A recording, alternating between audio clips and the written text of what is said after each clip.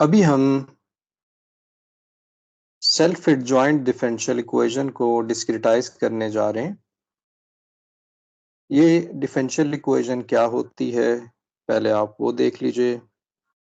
D by D X kappa X U dash X is equal to F of X, ये equation हमारे पास होती है। इसका इस पैरेलल वर्जन यानी कि अगर आपने इसे डिस्क्रिटाइज करना है तो आप इसे लिख सकते हैं।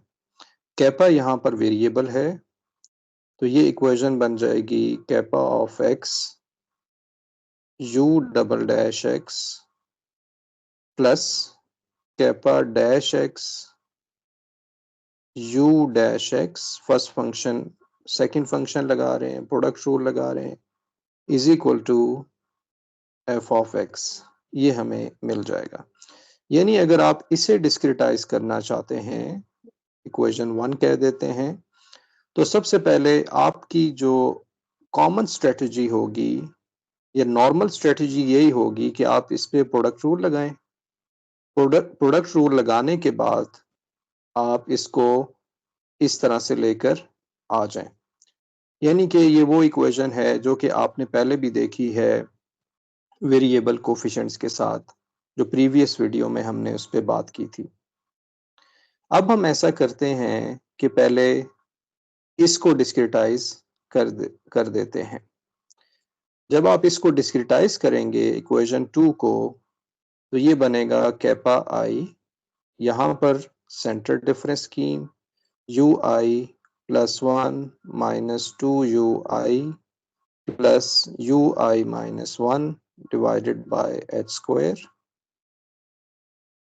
कैपा डैश एक्स को इसको भी डिस्क्रिटाइज कर सकते हैं आप, लेकिन अभी आप इसे ऐसे ही रहने दें, वेरिएबल कोफिशिएंट है तो कैपा डैश आई आप इसका नाम रख दें। यू डैश की जगह पे सेंटर डिफरेंस स्कीम आप लगा दें। जैसे हमने पहले भी जिक्र किया था कि हम फॉरवर्ड भी लगा सकते हैं, बैकवर्ड भी लगा सकते हैं, सेंटर भी लगा सकते हैं। तो अगर आपने इस ओडी का ऑर्डर सेम रखना है, क्योंकि इसका ऑर्डर क्या होगा, ऑर्डर ऑफ एच स्क्वायर, और यहाँ पर फर्स्ट ऑर्डर डेरिवेटिव का ऑर्डर होगा ऑर्डर ऑफ एच स्क्वायर जब सेंटर डिफरेंस स्कीम आप लगाएंगे। अगर आप फॉरवर्ड लगाएंगे तो ये ऑर्डर कम हो जाएगा। हमें पता है कि फॉरवर्ड का ऑर्डर जो है ऑर्डर ऑफ एच होता है और सेंटर का ऑर्डर जो है वो ऑर्डर ऑफ एच स्क्वायर होता है। तो फिर पूरी इक्वेशन का ऑर्डर या डिस्क्रिटाइजेशन का order order of H square हो जाएगा।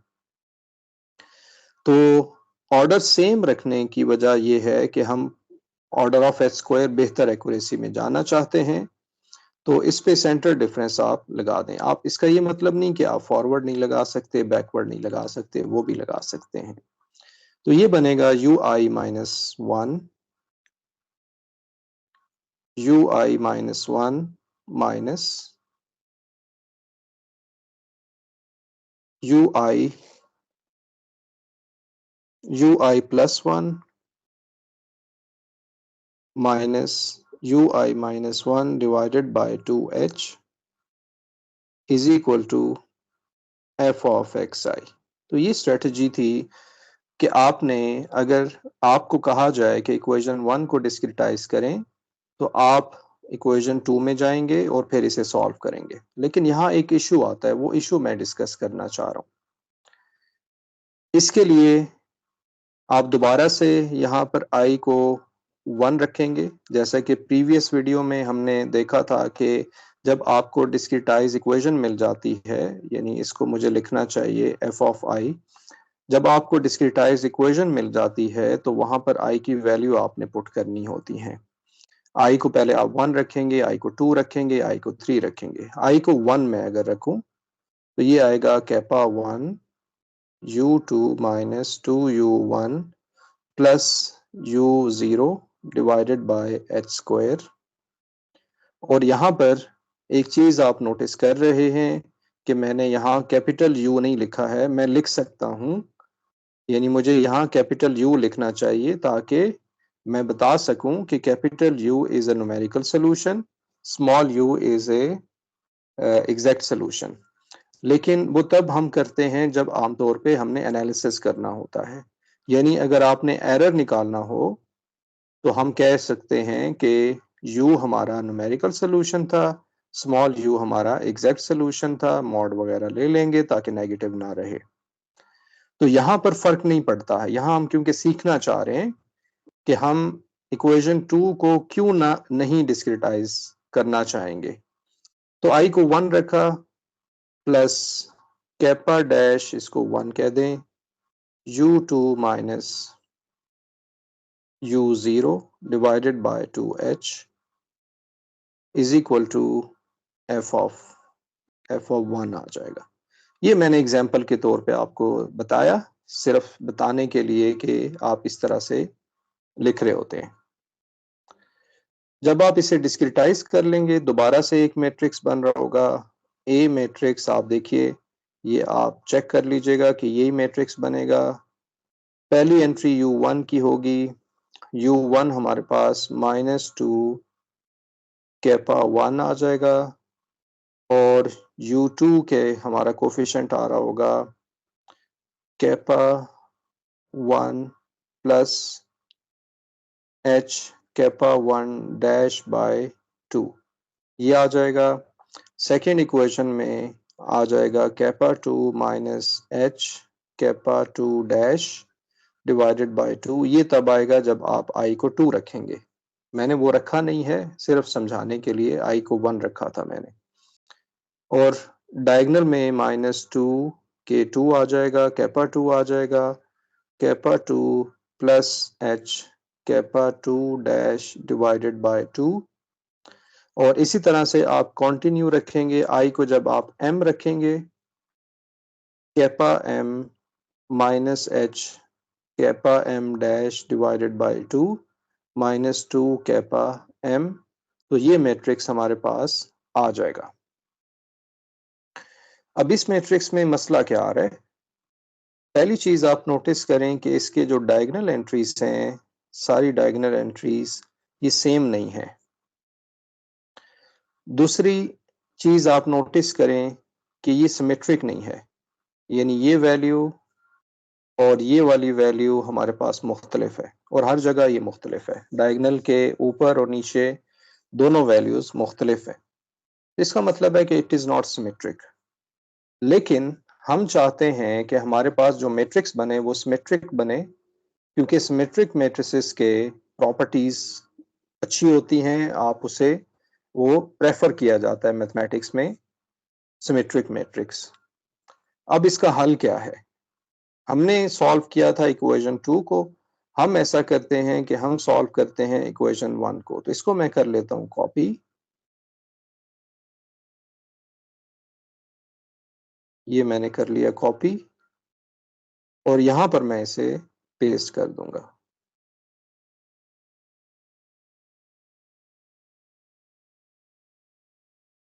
ओके, अब हम क्या करते हैं कि हम ये इक्वेशन लेंगे और इसको डिस्क्रिटाइज, यानी एज इट इज इस इक्वेशन को डिस्क्रिटाइज करेंगे। और ये बेसिकली है सेल्फ एडजॉइंट फॉर्म है, इसको भी मैं अभी डिस्कस करूंगा। तो हमने क्या करना है कि d by D X kappa x u dash x, इसको डिस्क्रिटाइज करना है i पे और ये बनेगा f ऑफ x i। लेकिन यहाँ जो फंक्शन आ रहा है इसको हम डिस्क्रिटाइज करेंगे i और i प्लस 1 के दरमियान, i और i माइनस 1 के दरमियान। ठीक है, ये आप इस तरह से अंडरस्टैंड करें। हमारे पास एक ग्रिड है, इस ग्रिड में ये i है, ये है i प्लस 1 और इसका सेंटर क्या होगा i प्लस 1/2। और इसके अगर आप लेफ्ट साइड पे जाएंगे तो ये होगा i माइनस 1 और ये बनेगा i minus 1/2। d by D x को मैं i पे डिस्क्रिटाइज करना चाह रहा हूं। तो हम क्या करते हैं कि इस कैपा को डिस्क्रिटाइज कर देते हैं तो ये आ जाएगा kappa x I plus 1/2 you dash x I plus 1/2, ये हमें वैल्यू चाहिए होगी। तो कैपा आई प्लस 1/2 आ जाएगा। अभी हम क्या कर रहे हैं, सिर्फ ये जो फंक्शन है इसको डिस्क्रिटाइज कर रहे हैं, वो अभी मैं एक्सप्लेन करता हूं कि ये क्यों चाहिए हमें। और u डैश एक्स आई प्लस 1/2 पे जब आप इसकी डिस्क्रिटाइजेशन करेंगे तो आप इस पे सेंटर डिफरेंस लगाएंगे, ये इसके सेंटर में होगा, ये इसका राइट साइड पे, ये लेफ्ट साइड पे, तो ये बनेगा U I plus 1 minus U I divided by H, क्योंकि यहाँ से लेकर यहाँ तक का जो डिस्टेंस है वो h है, और यहाँ से लेकर यहाँ तक का जो डिस्टेंस है वो h/2 है, तो टोटल ये h है। इसी तरह से मैं यही क्वांटिटी i माइनस 1/2 पे डिस्क्रिटाइज करूंगा, तो ये बनेगा kappa x I minus 1/2 you dash x I minus 1/2 kappa I minus 1/2।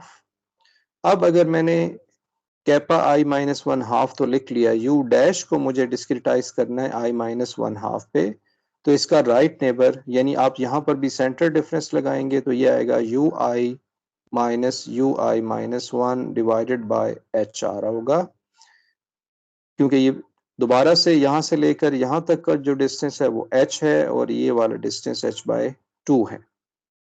अब ये क्यों जरूरत है, वो जरूरत इसलिए क्योंकि आप इमेजिन करें कि आपके पास एक फंक्शन है df/dx, इसको जब आपने डिस्क्रिटाइज करना है तो आप लिखेंगे, i पे डिस्क्रिटाइज करना है तो आप इसे लिख रहे होंगे i plus 1/2 i minus 1/2 divided by h।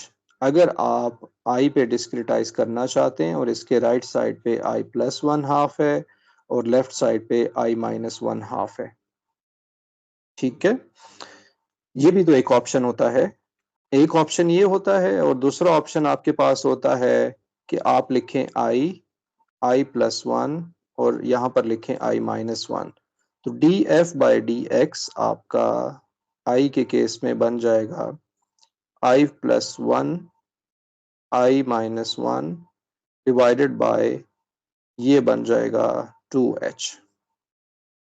तो ये ऑप्शन भी है, ये ऑप्शन, हम ये ऑप्शन पे क्यों जा रहे हैं, i माइनस 1/2 इस ऑप्शन पे क्यों जा रहे हैं, क्योंकि हमारे पास यहाँ f की बजाय ये वाली चीज हमारे पास f है, यानी कि ये एक फंक्शन है और ये फंक्शन ऐसा है कि जो इटसेल्फ डेरिवेटिव है, तो हम चाहते हैं कि यहाँ पर h इन्वॉल्व रहे, यानी फार्मूला हमारे पास बेहतर कुछ आ जाए, बेहतर फॉर्म उसकी आ जाए।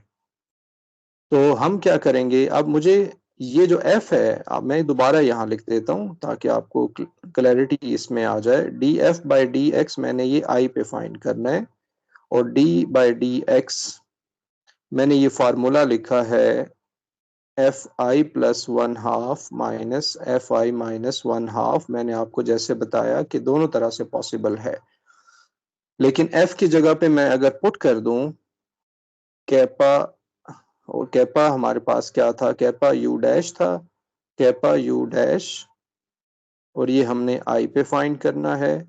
इस f की जगह पे kappa U dash i plus 1/2 कर दें, kappa U dash i minus 1/2 कर दें, डिवाइडेड बाय h आ जाए। अब इसको आपने अलग सॉल्व करना होगा, जो कि मैंने कर लिया है ऊपर। कैपा यू डैश एक्स आई प्लस 1/2 जब आप करेंगे, यानी यहाँ i प्लस 1/2 पे करेंगे इसे सॉल्व सेंटर डिफरेंस के तौर पे, या इसका राइट लेफ्ट नेबर भी देख सकते हैं कि राइट नेबर और लेफ्ट नेबर की बात करें तो इसका राइट नेबर होगा i प्लस 1 और यहाँ लेफ्ट नेबर होगा i, जो कि मैंने यहाँ पर लिख दिया है you I plus 1 minus U I divided by H. इसी तरह से जब आपने इसको एफ को ये रखा, अब आई माइनस वन हाफ चाहिए, तो आई माइनस वन हाफ के लिए दोबारा से कैपा एक्स आई माइनस वन हाफ की value, you dash x I minus one half की वैल्यू, तो आपने इसका राइट नेबर आई और आई माइनस वन ये लेना होगा, यानी यहाँ पर आप kappa U dash I minus one half find करेंगे और यहाँ पर kappa U dash I plus one half find करेंगे। क्योंकि ये डेरिवेटिव है तो डेरिवेटिव पे आपने अप्रोक्सीमेशन लगानी है। आई होप कि ये आपको क्लियर है। अब यहीं पे आप इसको सॉल्व करते रहें। आई को आप पहले वन रखें, यानी पहले मैं क्या चाहूंगा कि इसे सॉल्व कर लूं, तो ये बन रहा होगा D by D X, sorry D by D X kappa U dash X one by H kappa I plus one half U I plus one minus U I divided by H minus kappa I minus one half U I minus one divided by H. ये हमारे पास आ जाएगा। इसको ज़रा simplify कर लेते हैं, तो ये बन रहा होगा one over H kappa I minus one half, यानी यू आई माइनस वन वाली टर्म आप पहले इकट्ठी कर लेंगे, यू आई माइनस वन, फिर आएगा minus kappa I minus one by two plus kappa I plus one by to, फिर आप यहाँ पर यू आई लिख देंगे प्लस, और फिर यू आई प्लस वन वाली टर्म आप देख लेंगे kappa I plus one half U I plus one, ये हमें मिल जाएगा। ये डिस्क्रिटाइजेशन इसकी कंप्लीट हो गई। D by D X kappa U dash x, हमने आई पे इसको डिस्क्रिटाइज कर दिया है। अब वही चीज रह गई, आप इसको पुट करेंगे अपनी इक्वेशन में। हमारी इक्वेशन क्या थी, जो कि ये हमने दोबारा लिखी थी, और राइट साइड पे एफ ऑफ एक्स वगैरह आ जाएगा। आई को आप पहले रखेंगे वन, जैसे कि पहले रखते आए हैं, आई को आप रखेंगे टू, सो ऑन, और आई को आप रखेंगे एम। ये आप यहाँ रखिएगा। इक्वेशन आपके पास राइट साइड पे एफ ऑफ आई आ रहा होगा। अब फाइनली जो मैट्रिक्स बन रहा होगा, वो मैट्रिक्स आप देखिए क्या बन रहा होगा। मैट्रिक्स हमारे पास बन रहा होगा A is equal to one over H square minus kappa one over two kappa three over two और कैपा थ्री ओवर टू। ये पहली रो से आ जाएगा। ये आप जब i is equal to one two M रखेंगे, आप वीडियो पॉज करके इसको रखिए पहले, और मैं क्योंकि कुछ और चीज यहाँ बताना चाह रहा हूँ, वो आसानी से आ सकता है, कई दफा हमने किया है। Kappa three by two minus kappa three by two plus kappa five by two, और यहाँ पर आ जाएगा कैपा फाइव बाय टू। इसी तरह से कंटिन्यू रखेंगे, आई को आप एम रखेंगे, तो हमारे पास आ रहा होगा kappa M minus one by two, और एक टर्म यहाँ पर भी आ रही होगी M minus one by two, और डायगनल में जो टर्म आएगी वो आएगी minus kappa M minus one by two plus kappa M plus one by two, so on. तो ये हमारे पास मैट्रिक्स यहाँ से बनेगा। पहले हमने मैट्रिक्स निकाला था ये वाला, जो कि हमने इसलिए रिजेक्ट किया क्योंकि ये सिमेट्रिक नहीं है। सिमेट्रिक के अपने फायदे होते हैं। दूसरा मैट्रिक्स हमने जब निकाला, तो इसको हम देखते हैं क्या ये सिमेट्रिक है या नहीं। तो आप देख रहे हैं कि डायगोनल एंट्रीज में के हमारे पास ऊपर और नीचे दोनों वैल्यूज एक जैसी हैं। यहाँ पर ये एक जैसा है। अगर यहाँ कोई नंबर कोई लिखते हम एलिमेंट, तो ये एक जैसा होता। तो ये सिमेट्रिक है, वो सिमेट्रिक नहीं आ रहा था। अब ये सिमेट्रिक क्यों आया? क्योंकि हमने जिस ओडी को सॉल्व किया है वो सेल्फ एडजॉइंट है। ये सेल्फ एडजॉइंट फॉर्म में लिखी गई है। आप देख रहे हैं एक्सपेंड करके नहीं लिखा हुआ, आपने इसको ऐसे लिखा है। जो सेल्फ एडजॉइंट डिफरेंशियल इक्वेशन है उसे जब आप डिस्क्रिटाइज करते हैं तो सिमेट्रिक इक्वेशंस हमें मिल रही होती हैं। सेल्फ एडजॉइंट इक्वेशन क्या होती है?